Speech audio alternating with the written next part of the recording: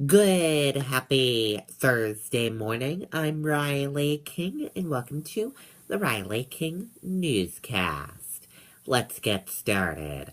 First up, high levels of contaminants found in Seacoast area brooks. Let's take a listen to this video from WMUR News 9, Charisse LeClaire.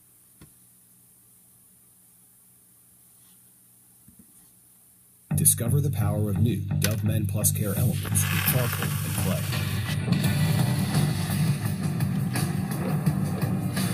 Get a boost of freshness with new Dove Men Plus Care Elements Body Wash.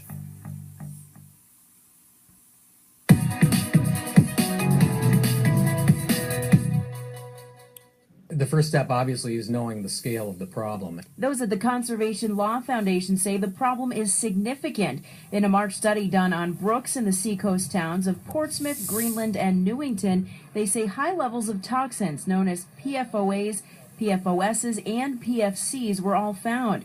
Tom Irwin with the foundation says these toxins don't break down in nature. We've known about the problem of perfluorinated chemicals at Pease in relation to drinking water wells. Now we know that perfluorinated chemicals are showing up in our brooks and rivers flowing into the Great Bay Estuary. Irwin says the toxins can harm fish that we eat and have even been linked to cancer. The levels found in the samples from March are 100 times greater than what some states allow.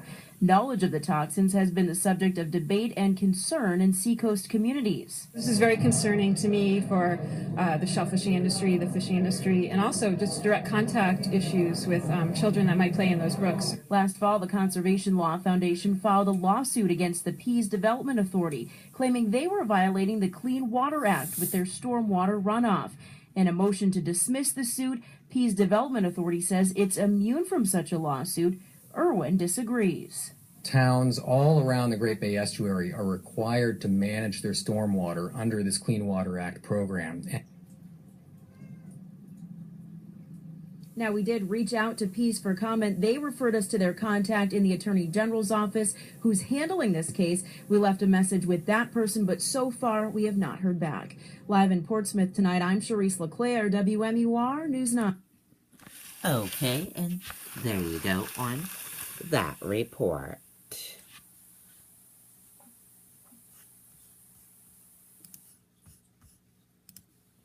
Ten-week-old baby found dead by mother at daycare. Let's take a listen to this video from WCVB Boston. Facing a family crisis, you need Cervisi and Associates. With over 20 years of experience, we focus exclusively on divorce and family law. You can count on our team to provide personal attention, integrity, and dedication. First responders were called to the Bethany Community Church late Tuesday afternoon. Donald Keller lives across the street. Of course, we heard it. We heard the sirens and everything. And it was kind of late, and we kind of dismissed it after a while. Inside the church, the scene was frantic. A mother coming by to pick up her 10-month-old son had found him unresponsive. The baby was rushed to Milford Hospital but could not be revived. Overcome with grief, the child's mother was also taken to the hospital. What a shame, huh? Well, God's in control, And they're Christians over there, real Christians, born again. The church runs the Bethany Christian Academy, a private K-12 school with an exemption for preschool kids. But the daycare where the little boy was found should not have been watching him. According to the State Department of Early Education, the daycare is unlicensed. When we stopped by today, we were told the church had no comment. As far as I know, everything is always smooth and good over there. Never any problems. Great neighbors. The pastor's good. I used to go regularly.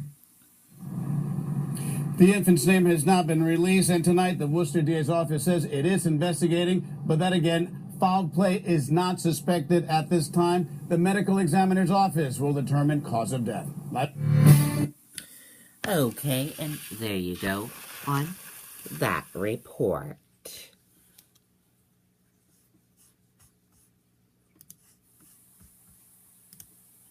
Collins says Gorsuch's negotiation with Dems at impasse. Maine Senator Susan Collins says there is no reason for Democrats to filibuster Supreme Court nominee Neil Gorsuch, and she believes negotiations between the parties have stalled. Collins, a moderate Republican, has come out in favor of confirming Gorsuch and criticizing Democrats for holding up the process. The demonstrators on Wednesday called for Collins to oppose a rule change that would allow the Senate to confirm Gorsuch with less than 60 votes. The demonstrators say they oppose the use of the nuclear option to confirm Gorsuch. Collins has not said if she supports it. A spokeswoman for Collins says the senator has had countless conversations with Democrats, but negotiations are at impasse. Maine's other U.S. senator is Angus King, who is an independent who caucuses with Democrats. He opposes Gorsuch's confirmation.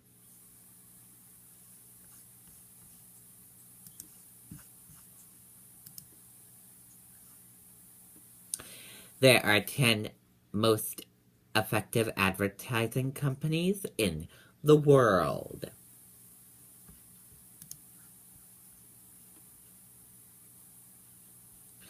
A commercial encouraging men in India to do their fair share of household chores has become the world's most effective advertise, according to a study.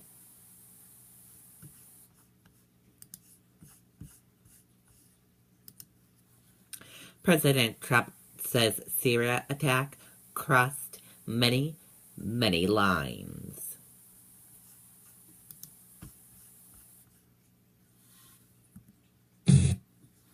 President Donald Trump said that the attack in Syria on Tuesday crossed a lot of lines for me, but he did not specify how he would respond to it.